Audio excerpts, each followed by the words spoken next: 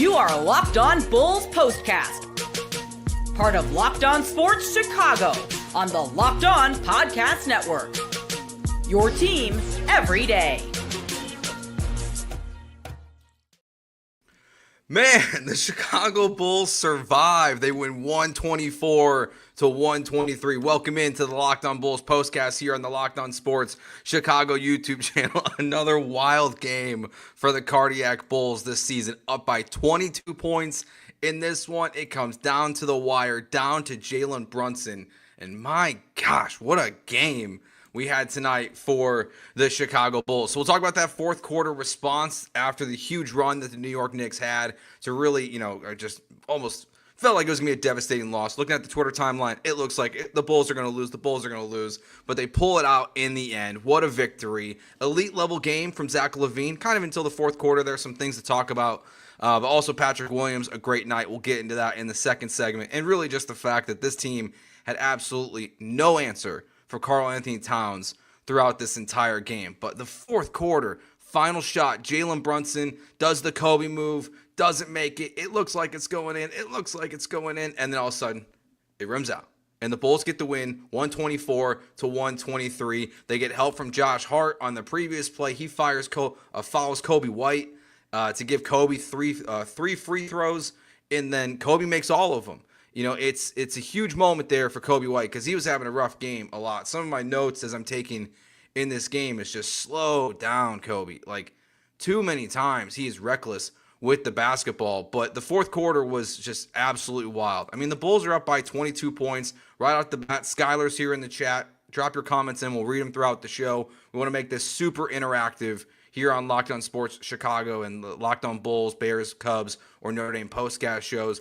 Skylar jumps in right away. I'm not impressed at all. We can't play a whole 48-minute game. I feel you. Like the Bulls are frustrating in that way. To have a 22-point lead, to have games where you're down by 20, to win those, to survive this one, you got to play better from start to finish because they really controlled most of this game today. They really, until the very end, they were in control of this whole thing.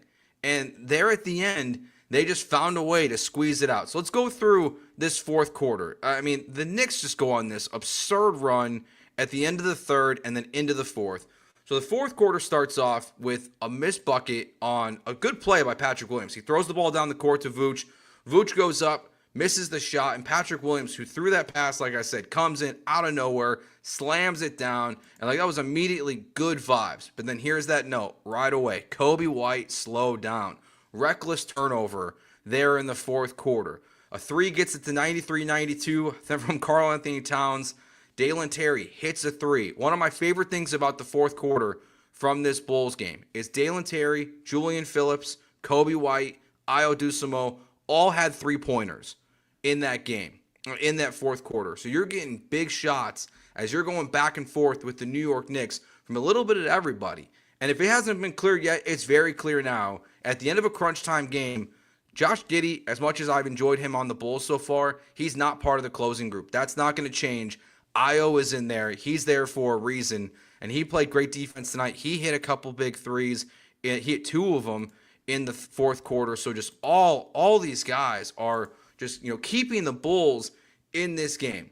A couple things here in the chat already from FTLG Sports. Should have went to Vooch in the end. Towns had 5 fouls. We're going to talk about that in the third segment of the show a little bit too. Just the fact that Karl-Anthony Towns is not good on defense, and man, gosh, they were not taking advantage of that in the game. But Cat eventually ties this game up when he gets his 46th point of the game. Just no answer from him, and they're just going back and forth. And then all of a sudden, the Knicks lead. And what's frustrating about this is I think this is right when it happens here. The Knicks get the lead. And when they get the lead, Billy Donovan gets the tech. Billy, come on. You gotta keep your composure here a little bit. And I get it. They were talking about it on the broadcast.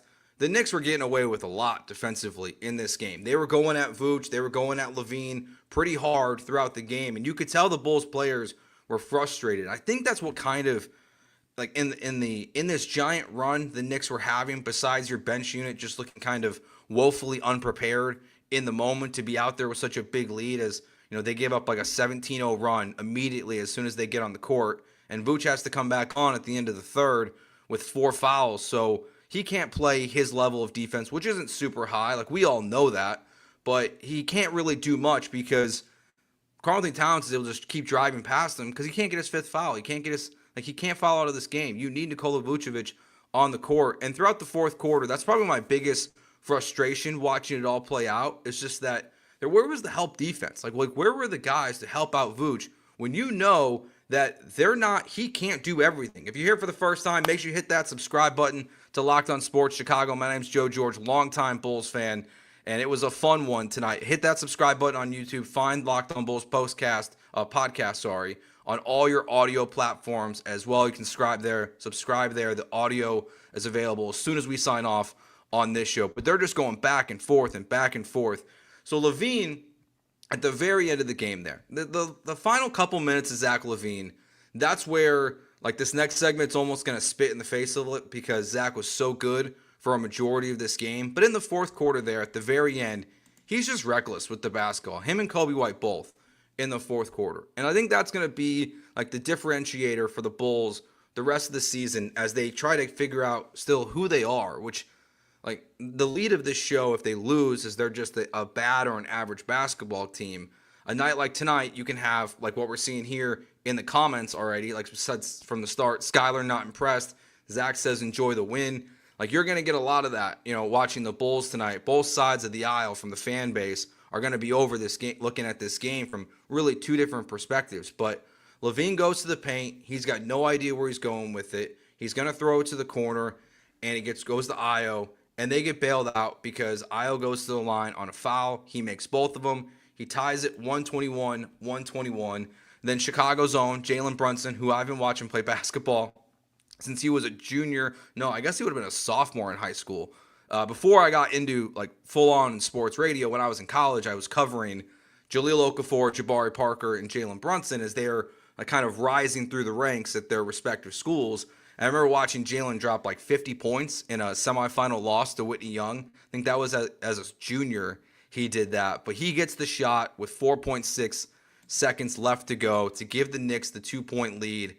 And then Kobe White, like, I guess they were going to go for the alley-oop there to Zach LaVine, which I think is a crazy play. As athletic as he is, as good of a passer as Josh Giddey is, maybe it was just the perfect decoy because I bought into it. Like, it really looked like the broadcast bought into it. Like, that's where they were going to go to try to get the points there. But they get the ball to Kobe White. He gets fouled, and then he hits all 3 of his free throws, which is huge. Like, you need guys to be clutch in those moments, and that's what some of the positives are of the fourth quarter in this game, is that even though you gave up this massive lead, 22-point lead to the New York Knicks at Madison Square Garden, your players, whether it was your role players, like we just talked about with Phillips and Ayo and Terry coming up with threes, or your starters with Kobe White and Zach LaVine and Vooch having very good days and kind of figuring it out there in moments in the fourth quarter, it was a good win. That even though you gave up a 22-point lead, this is a good win for the Bulls. You're beating the New York Knicks, who, yes, are starting very slow.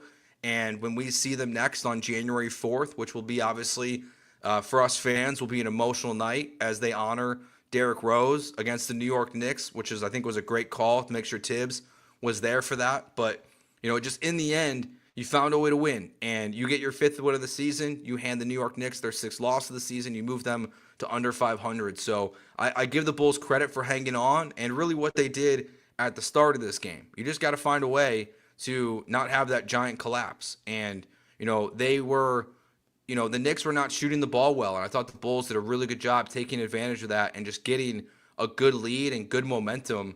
And we're going to talk more about that because Zach LaVine was absolutely lights out in the first half. Really great game offensively for him. Some incredible passes. We saw Patrick Williams with a super hot start. Make sure you hit that subscribe button to Locked On Sports Chicago. We do postcasts after every single Bulls, Bears, Notre Dame, and eventually Cubs game when baseball season gets back around. Find me on Twitter at JoeGeorge92 or on Instagram and TikTok at JoeGeorgeRadio. Longtime Bulls fan here for the people checking out for the first time and Chicago sports fan. So when we get back, let's talk about Zach LaVine, what the Bulls got from him, and even guys like Patrick Williams and Vooch. We'll do that next year on the Locked On Sports Chicago YouTube channel. You are listening to the Locked On Bulls Postcast. Get ready to tackle the NFL action with FanDuel, America's #1 sportsbook. Because right now, new customers bet $5 and get $150 in bonus bets if you win. You missed out on the $250, but now they got the $150 for you. That still helps you out quite a lot. The FanDuel Sportsbook app gives you everything you need to place live bets on the NFL all in one place. So when you get a hunch in the middle of a game, you can check out the latest stats, view live play-by-play, and so much more on the same page where you place your bets. I've been telling you guys how important that is of a tool to get all the information you need on the same page where you place your bets. It just streamlines that whole process. So go to FanDuel.com. That's FanDuel.com. You get started with $150 in bonus bets guaranteed when you win your first $5 bet. When you win your first $5 bet. That's FanDuel.com. Never waste a hunch and make every moment more with FanDuel, official sportsbook partner of the NFL. All right, so Zach LaVine, 12 of 17 from the field tonight, 4 for 8 from the three-point line, so a perfect 50%, 7 rebounds, 8 assists, 31 points in this game.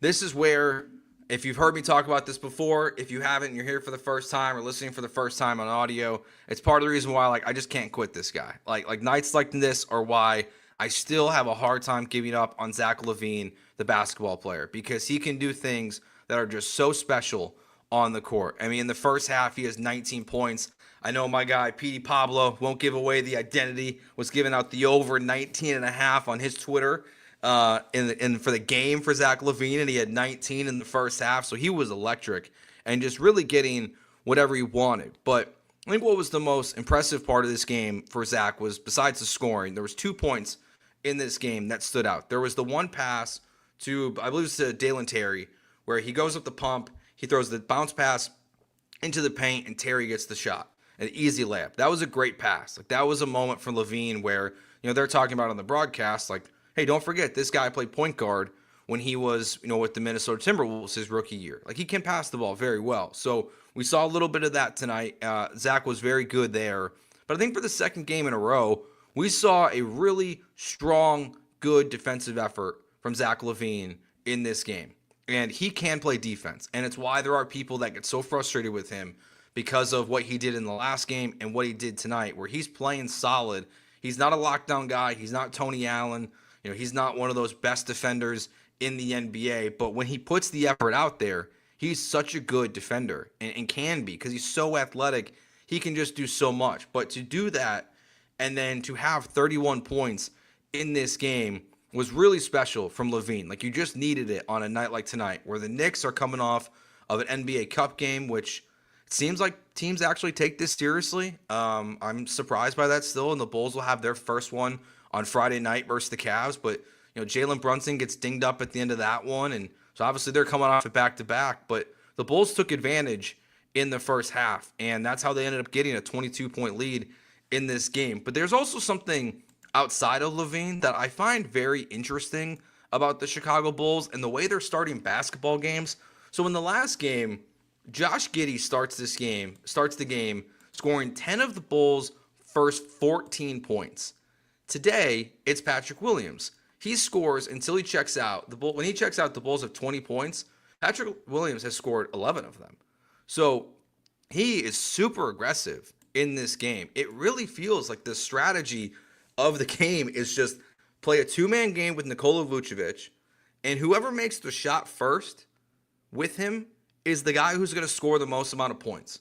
So whether it's Giddey or Kobe, or like we saw tonight, Williams, or it's LaVine, someone's going to get going early with this two-man game with Vooch. So it's been a good approach the last two games, and look, this number is still kind of sad, but for the third time this season, the Bulls won the first quarter. The first time this season, obviously, then they've done it in back-to-back games. So that's another thing the Bulls are even in giving up that big run to the Knicks, a sign of encouragement if you're pro pushing for the playoffs this year. If you're pro Cooper Flag, sorry for this game tonight. It's a tough one for you if you're hoping the Bulls are going to tank out.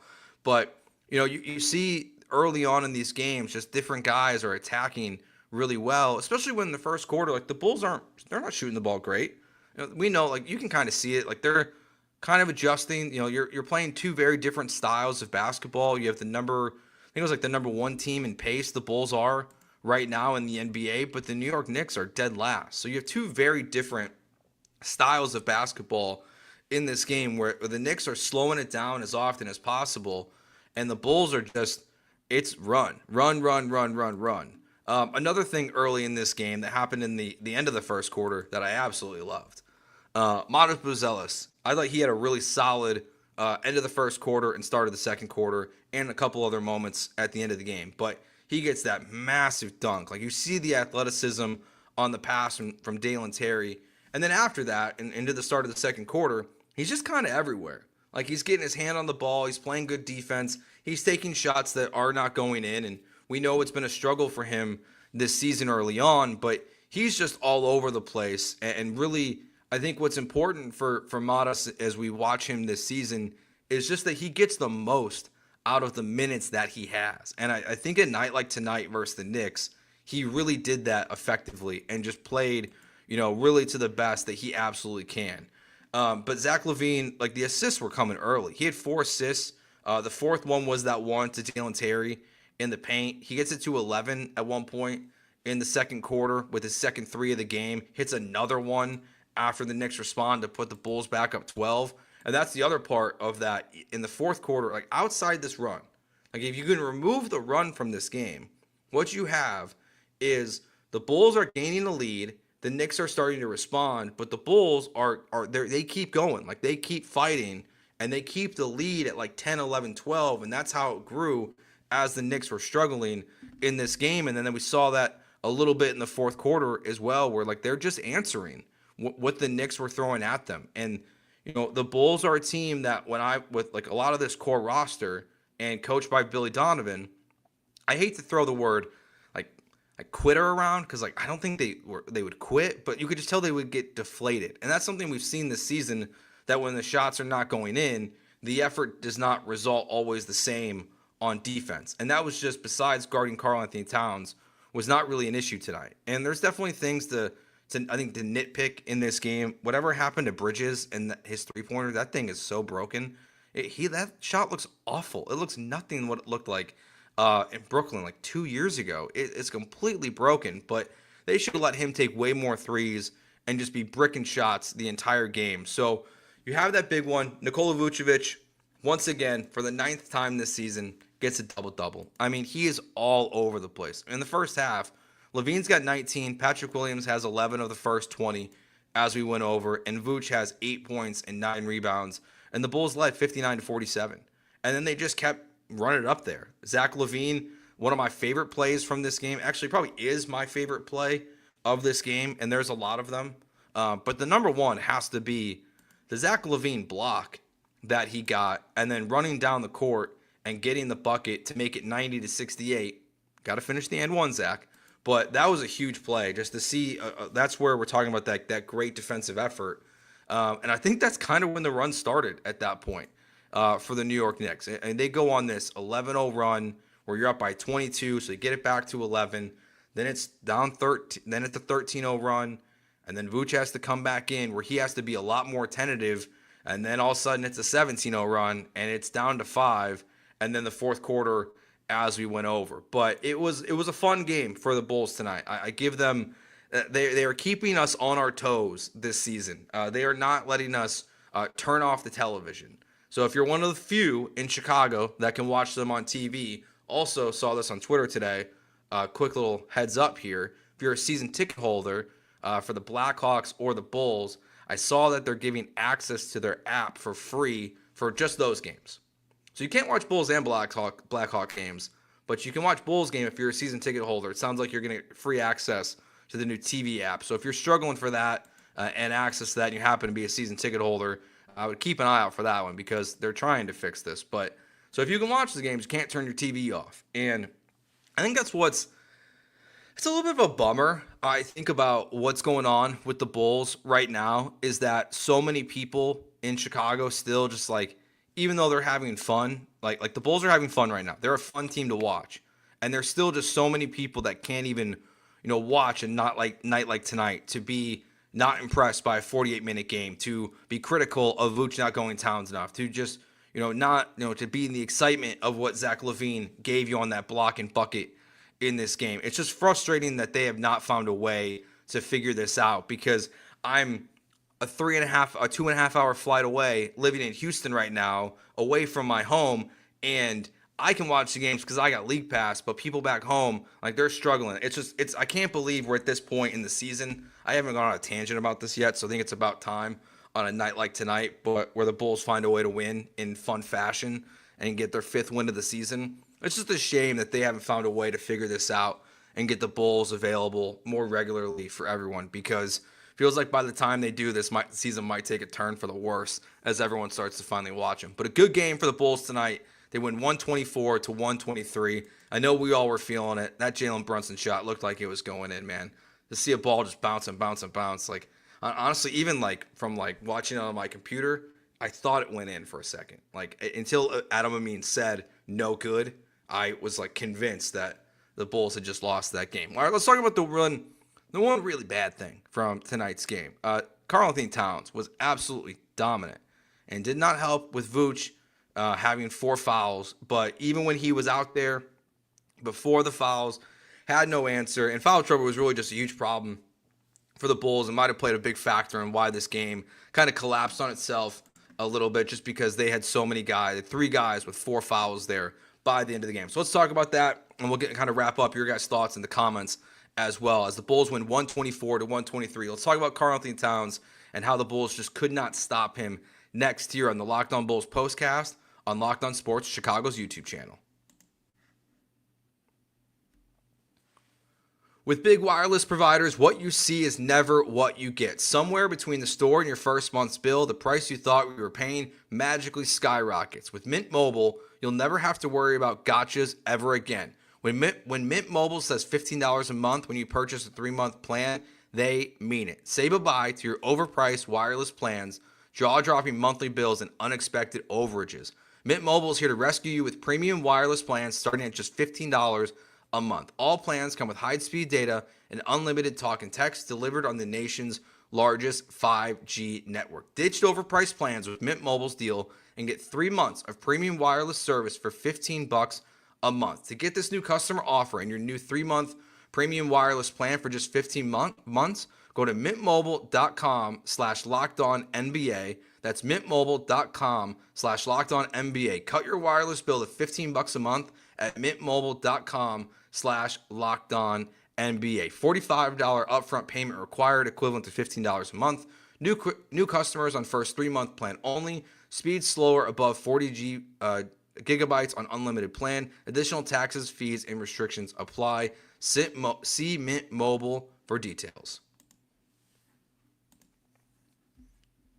All right, if you got any final comments on the game today, drop those in the chat. We'll kind of read them as we wrap up the show. We're going to start doing that a little bit more as we grow this channel slowly but surely to get your guys' thoughts on these games as we're going through. So anything, we'll read it, we'll talk about it.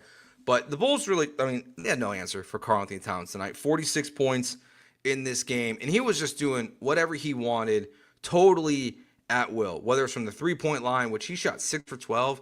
I didn't realize coming into the game tonight that he's shooting over 50% this season. It's a weird trade still to me, like the Julius Randle for Karl-Anthony Towns, just because it feels like 2 teams that didn't want the guy, so they just gave him up. But I think a night like tonight, where even though the Knicks lost, like, you see the upside of what the Knicks are trying to accomplish this year, where he goes 18 of 30 from the floor, 10 rebounds, 3 of 6, and 46 points. So the frustrating part of this is the entire game, the 3-point line, like, there's a lack of closeout from him. You got to know, like, when a guy's heating like this, you just got to close out a little bit better. But the real challenge of the Bulls this season is when you play a guy like that, even without the fouls, Nikola Vucevic really is not the guy you want out there. I don't know if you wanted to try Patrick Williams just because of the athleticism, if it would make any difference, but obviously Cat's just going to put him in the post and go to work too.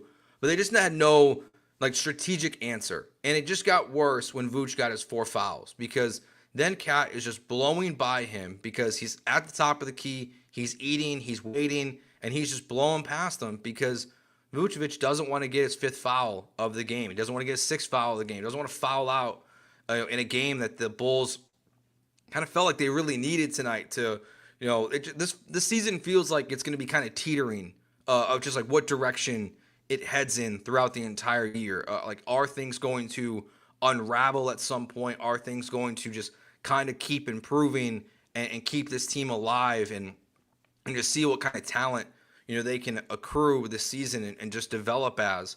Tonight feels like one of those nights where if Brunson hits that shot, might have been one where it just unravels just a little bit. But they just had no answer for Karl-Anthony Towns. And that's where frustrations with like the roster construction, I think, always come back into play, because you're going to play in today's NBA athletic bigs that can shoot and score and get to the paint and dribble. Like, that's just, Vooch is just not that guy on defense. He's a good defender, but we even saw the Bulls, I felt like, more in this game than most.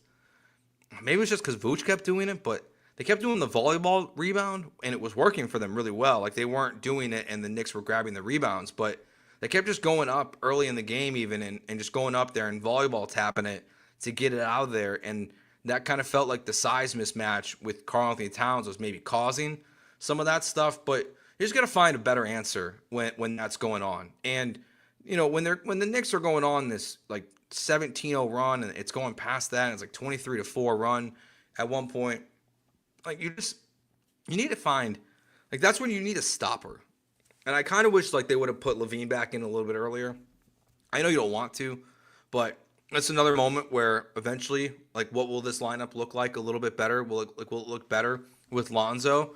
Because the one negative strategy, where it's good that Ayo's closing instead of Giddey. Like, that's a way better decision, even though I like Giddey and what he's done so far for the Bulls. But with Ayo closing instead of Giddey, well, then, like, he's out there for very long stretches. And tonight he shot the ball really well. Or, like, Giddey's got to be out there, and that's kind of where these runs are happening. So you just got to find answers to the tests that are in front of you. And that's where, they found a way to win with some help from that foul from Josh Hart and a little bit of luck on the rollout by Jalen Brunson there at the very end, of course. But just in the run and then defending Karl-Anthony Towns, just felt like Billy Donovan and his staff and maybe just the roster construction were just missing that solution to get the Bulls a much easier win tonight. Look, and if you want to like view this from the negative perspective of having high hopes for the Bulls, what happened tonight can't happen. Like, you can't be up 22 and then having to, pray a ball, rims out there at the very end to get a win. So thanks for watching. Thanks for checking us out here on Locked On Sports Chicago. We do these postcast shows after every single Bulls, Cubs, Bears, and Notre Dame game. We will miss some very, very occasionally. For example, we will not have a show on Friday night. I'll be traveling for my ESPN radio job, so I will not be able to do a show on Friday night. But we'll be back on Sunday with a special edition of the show. We're going to do a crosscast for the first time after the Rockets game. So the Locked On Houston postcast host will be joining me. We'll do a show together to break down the Rockets and Bulls game on Sunday night. We'll be here for Notre Dame on Saturday and for the Bears game and their new offensive coordinator and the shots that are being thrown by Stacey King and Adam Amin in this game at the offensive line on Sunday as well. Thanks for checking out. Find us on Twitter on JoeGeorge92, on TikTok and Instagram at JoeGeorgeRadio. Hit that subscribe button to Locked On Sports Chicago and to Locked On Bulls wherever you get your audio. Thanks for hanging out with us. Thanks for the comments. Appreciate you guys. Let's go Bulls. We'll talk soon.